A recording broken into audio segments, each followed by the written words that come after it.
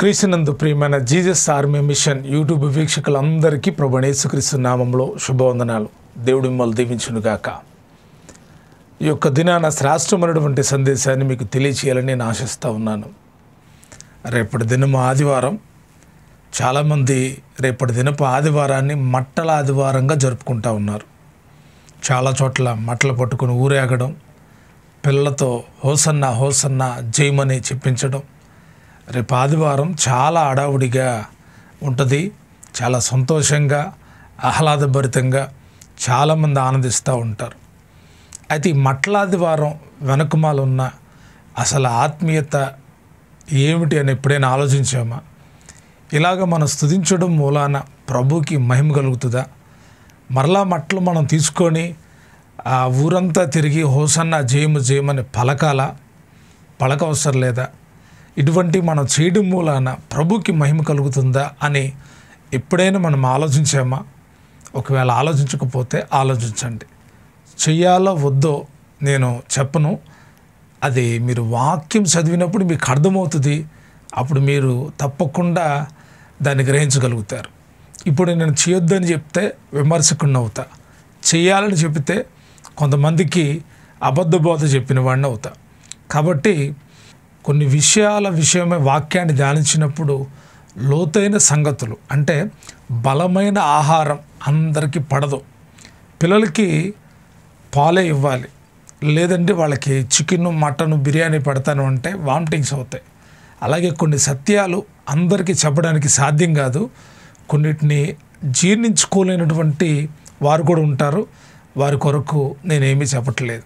మరి జీర్ణించుకునే వారి కొరకు అంటే వారికి ఆటోమేటిక్గా అర్థమైంది చేయాలా వద్దా అనేది.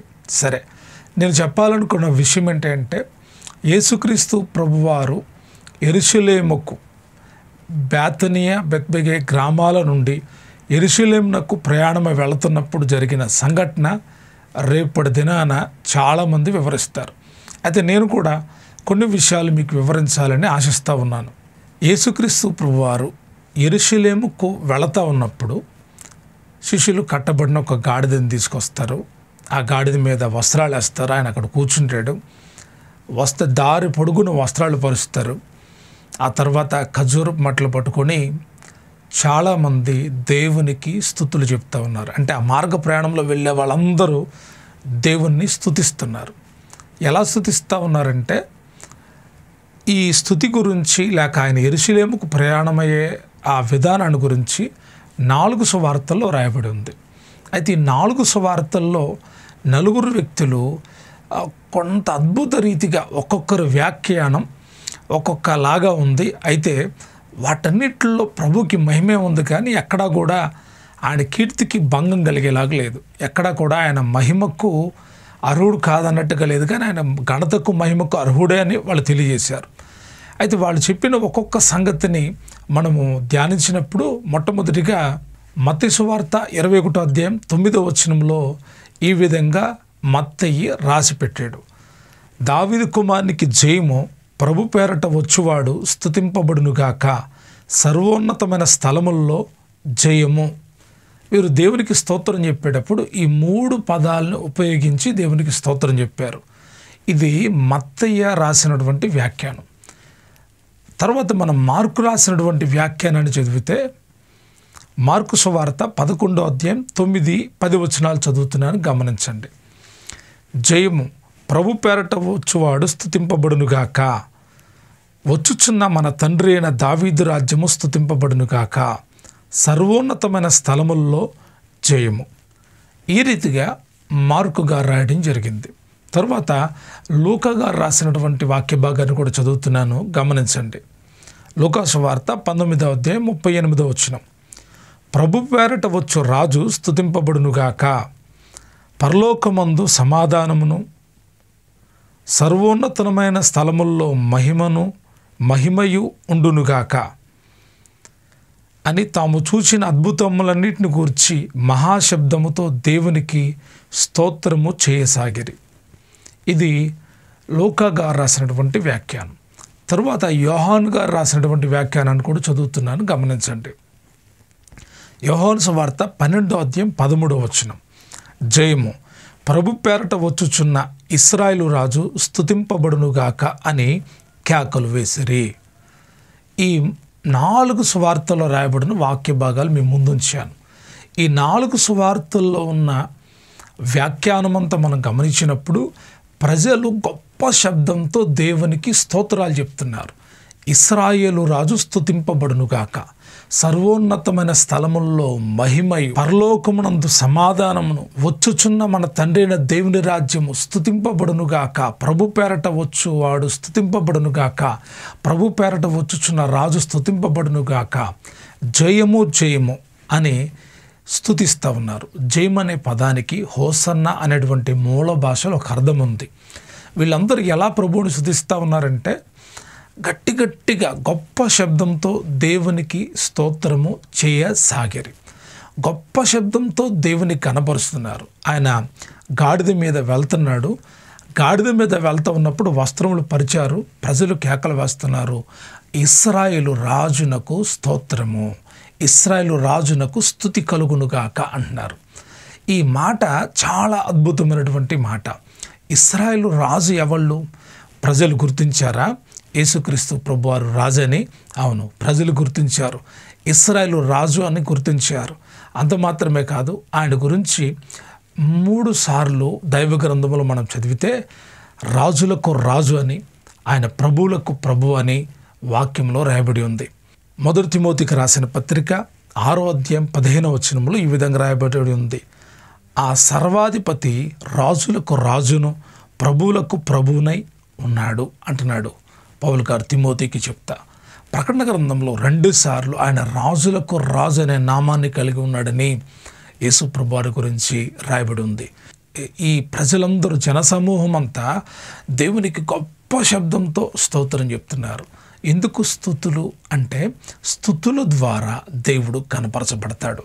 ఎప్పుడైనా మనం స్తుతించేటప్పుడు చాలాసార్లు కొంతమంది మౌనంగా ఉండి స్తుతి చెల్లిస్తారు. మంచిదే, మౌనంగా ఉండి స్తుతి చెల్లించాల్సిన సందర్భంలో మౌనంగానే ఉండి స్తుతి చెల్లించాలి. అయితే మనకు అవకాశం దొరికినప్పుడు, స్తుతించడానికి అవకాశం దొరికినప్పుడు గొప్ప శబ్దంతో దేవునికి స్తుతి చేయడం మనం నేర్చుకోవాలి. నేను మట్టలాదివారాన్ని ఉద్దేశించిన చెప్పట్లా, కానీ ఆ రోజు యేసుక్రీస్తు ప్రభువారు తమతో ఉన్నప్పుడు ఆయన గాడిద మీదే వెళ్తుంది. కానీ వాళ్ళు ఏమన్నాడంటే ఇశ్రాయేలు రాజునకు స్తుతి, ఇశ్రాయేలు రాజునకు జయము అంటున్నారు. అంటే సహజంగా లోకంలో ఉన్న వాళ్ళు ఏం ఆలోచిస్తారంటే రాజంటే ఏ గుర్రం మీద వస్తాడో అనుకుంటారు, రాజంటే గొప్ప సైన్యంతో వస్తాడు అనుకుంటారు. కానీ ఈ చుట్టూతున్న ప్రజలు ఏం చూస్తూ ఉన్నారు తెలుసా? ఆయన ఒక గొప్ప రాజుగా చూస్తున్నారు. ఎందుకు రాజుగా చూస్తున్నారంటే ఆయన మాటల్లో ప్రజలకు సమాధానం దొరికింది, ఆయన మాటల ద్వారా ప్రజలకు శాంతి కలిగింది. ఆయన మాటలు శాస్త్రులు, పరిసయ్యులు, ప్రధాన యాజకులు, అధికారం కలిగిన వాళ్ళ మాటల కంటే హెచ్చుగా ఉన్నాయి. ఆయన మాట్లాడుతున్నప్పుడు ప్రధాన యాజకులు ఎదిరించలేకపోయారు, శాస్త్రులు ఎదిరించలేకపోయారు, ఎవ్వరు కూడా ఎదురు మాట్లాడలేకపోయారు. ఎందుకంటే ఆయన దేవాతి దేవుడై ఉన్నాడు, మహాదేవుడై ఉన్నాడు, నిరంతర స్తోత్రారుడై ఉన్నాడు. ఆయన జ్ఞానం ఎదుట రాజులే కానీ అధికారులే కానీ ఎదురు మాట్లాడలేకపోయారు. ఎందుకంటే ఆయన రాజులకు రాజు, ఇశ్రాయేలు రాజు. ఈరోజు కూడా మన ధైర్యం ఏంటంటే మనకు ఒక రాజు ఉన్నాడు, ఆయన న్యాయం చేయగలడు. మనకు ఒక రాజు ఉన్నాడు, ఆయనను మనం స్తుతించాలి. మనకు ఒక రాజు ఉన్నాడు, ఆయన తప్పకుండా మనలను తన రాజ్యములోనికి తీసుకొని వెళతాడు. ఆయన మన తప్పకుండా తీసుకువెళ్తాడు. ఎందుకంటే ఆయన మనల్ని విమోచించుకున్నాడు, ఆయన మనల్ని కొనుక్కున్నాడు. ఆయనకు మనం దాసులమై ఉన్నాం. ఆయన అంటాడు, మిమ్మల్ని దాసులని పిలవక స్నేహితులని పిలుస్తున్నాను అన్నాడు. మనము దాసులం అన్నాము, కానీ ఆయన అంటున్నాడు మీరు దాసులు కాదు, నాకు స్నేహితులు అంటున్నాడు. ఆ గొప్ప రాజుతో మనకు కావలసిన సహవాసం పరిశుద్ధమైనది. ఆ గొప్ప రాజును మనం ఈ భూమి మీద స్తుతించాలి, ఆరాధించాలి, కనపరచాలి, హెచ్చించాలి. వారంట ఆ వాక్య భాగాల్లో చదివితే ఆయన చేసిన అద్భుతములన్నిటినీ తలంచుకుంటూ ఆయన స్తుతిస్తూ ఉన్నారంట. ఆయన గుడ్డివారి కనులు తెరిచాడు, మూగువారికి మాటలు ఇచ్చాడని ఆయన చేసిన కార్యాలన్నీ తలంచుకుంటూ స్తుతిస్తూ ఉన్నారంట. ప్రియదేవుని బిడ్డలారా, వీళ్ళు ఎంతగా స్తుతిస్తూ ఉంటే ఒక చిన్న కార్యం జరిగింది. ఆ మాట చెప్పి నేను ముగిస్తా. జరిగిన సంభవం ఏంటంటే ఆ జన సమూహంలో ఉన్న కొందరు పరిసయ్యులు అని వ్యాఖ్యానకర్త రాశాడు. కొందరు పరిసయ్యులు, అందరూ కాదండి. కొందరు పరిసయ్యులు వచ్చి యేసుతో అన్నారు, ఇదిగో నీ శిష్యులు కేకలు పెడుతున్నారు, వీరందరిని ఊరకొండమని చెప్పు అని అనేది యేసుకి చెప్తున్నారు. అప్పుడు యేసు ఏమనాలి? నిజమే, ఆ అవతల వాళ్ళకి డిస్టర్బెన్స్ అవుతుంది అనుకుంటా, బాయ్ సైలెంట్గా ఉండండి అని చెప్పాల. కాదు, అది ఆయన కనపరచబడవలసిన సమయం, ప్రవక్తల ప్రవచనాలు నెరవేర్చబడుతున్నటువంటి సమయం. దాన్ని వాళ్ళు గుర్తెరిగి ప్రభువుని స్తుతిస్తూ ఉన్నారు. ఆ స్తుతిని ఆపడానికి యేసే ఇష్టపడలా. అప్పుడు వాళ్ళతో చెప్పాడు, వీళ్ళు ఊరకుండిన ఎడల రాళ్ళు కేకలు వేస్తాయి అని చెప్పాడు. అంటే వీళ్ళు ఊరుకుంటే రాళ్ళు కేకలు వేస్తాయా? అవును. కొన్నిసార్లు మనం మౌనం అయితే రాళ్ళు కేకలు వేస్తాయి. ఎమ్మటనే పరిసయ్యులకు బాగా కోపం వచ్చేసింది. ఈరోజు కూడా మనం గమనిస్తే మన స్తుతిని ఆపేవాళ్ళు చాలామంది ఉంటారు. ఎక్కడుంటారంటే మన గుంపులోనే ఉంటారు. మన స్తుతి నచ్చదు, మనం స్తుతించే విధానం వారికి ఇష్టం ఉండదు. ప్రభునందు ప్రియమైన దేవుని బిడ్డలారా, యేసే మనతో ఉంటే, పరిశుద్ధాత్మ ప్రభావాన్ని మనం కలిగి ఉంటే, వారు మేడగదులు కూడినప్పుడంట గొప్ప శబ్దంతో ఏడతెగ కానుకు స్తోత్రం చెప్తూ ఉన్నారు. వారు ప్రార్థన చేస్తూ ఉంటే, పరిశుద్ధాత్మతో నిండిన వారే ప్రార్థన చేస్తూ ఉంటే భూమి కంపించినట్టు రాబడి ఉంది. గొప్ప శబ్దము దేనికి గుర్తు అంటే విజయోత్సాహానికి గుర్తు, ధైర్యానికి గుర్తు. వీరందరూ గొప్ప శబ్దంతో దేవునికి స్తోత్రం చెప్తూ ఉన్నారు. ఎవరికి? యేసేకి, ఇశ్రాయేలు రాజు స్తుతి అని చెప్తూ ఉన్నారు. ఈ స్తుతి నచ్చని వాళ్ళు మౌనం అయిపోయారు, అడ్డుపడాలనుకున్నారు. యేసే అన్నాడు, వీళ్ళు ఓరకుంటూ రాళ్ళు కేకలు వేస్తాయి అన్నాడు. ఈరోజు కూడా మీరు స్తుతించండి, అద్భుత కార్యాలు చూస్తారు. మీరు స్తుతించండి, పరలోకపు దీవెనలు మీకు కలుగుతాయి. మీరు స్తుతించండి, మీ పూర్ణ హృదయంతో, మీ పూర్ణ ఆత్మతో ప్రభుని స్తుతించండి. స్థితిలో ఎన్నో అనుభవాలు ఉన్నాయి. పాత నిబంధన గ్రంథంలో మనం చదివితే స్తుతించిన వాళ్ళు చప్పట్లు కొడుతూ స్తుతించారు, స్వరమండలాలతో స్తుతించారు, సితార్లతో స్తుతించారు, వాయిద్యములతో స్తుతించారు, నాట్యమాడుతూ స్తుతించారు. ఈరోజు ఆ స్థితి ఉందా? లేకపోతే ఆ స్థితి ఆగిపోయిందా? ఎవరో వాయిద్యాలు అవసరం లేదన్నారని పక్కన పెడుతున్నావా? చప్పట్లు అవసరం లేదని పక్కన పెడుతున్నారా? కొత్త నిబంధనలు ఇవేవి లేవు కదా అని నేను ఆలోచిస్తున్నారా? కాదు. ఇశ్రాయేలు దేవుడు నిరంతర స్తోత్రారుడైన నిత్యము స్తుతింపదగిన వాడు. నీ సమయం కొలత చప్పట్లతో స్తుతించు, పూర్ణ మనస్సుతో స్తుతించు, ఒంటరిగా ఉన్నప్పుడు స్తుతించు, సంఘములో ఉన్నప్పుడు స్తుతించు, వాయిద్యములతో స్తుతించు, నీకు ఇచ్చిన తలంతులను ఉపయోగించి స్తుతించు. ఎందుకంటే స్తుతి ద్వారా దేవునికి మహిమ కలుగుతుంది. నువ్వు స్తుతించేది మనిషిని కాదు. జెండాలు పట్టుకొని ఏయో జయ అంటే అది మనుషులకి. కానీ నువ్వు చెప్పే ప్రతి హోసన్న, ప్రతి జయము మన ప్రభువును రక్షకుడైన యేసుక్రీస్తు ప్రభు వారికి చెందేది. యేసయ్యా నీకు స్తోత్రం అన్నావంటే ఆ స్తుతి ఎవరికి అనుకుంటున్నావు? యేసయ్యకి. నువ్వు ఒక వాయిద్యం వాయిస్తున్నావు, ఎవరి కోసం? అది పాట పాడే వాళ్ళ కోసం అనుకుంటున్నావు? కాదు. ప్రభు నిమిత్తం వాయిద్యం వాయించు, ప్రభు నిమిత్తం చప్పట్లు కొట్టు, ప్రభు కొరకు పాడు, ప్రభు కొరకు ఆరాధించు.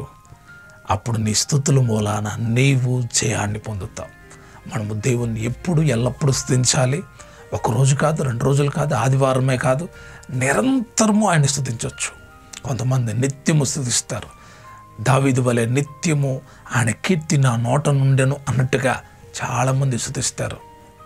మీరు స్తుతించండి, ఆశీర్వదించబడండి. ఆచారార్థకంగా ఈ యొక్క మట్టలాదివారాన్ని అనుభవించడం కాదు, దానిలో ఉన్న ఆత్మీయతను గమనించండి. నిరంతర స్తుతి మనలోనూ మన బిడ్డల్లోనూ ఉండునుగాక. దేవుని ఎల్లప్పుడూ స్తుతిస్తూ ప్రభు రాకుడి కొరకు సిద్ధపడదాం. దేవుడు ఆ కృపను దయచేసి మనలందరినీ ఆయన సియోను పరిశుద్ధ పర్వతమునకు నడిపించునుగాక. Thank you. God bless you. దేవుడు మిమ్మల్ని దీవించునుగాక. ఆమెన్.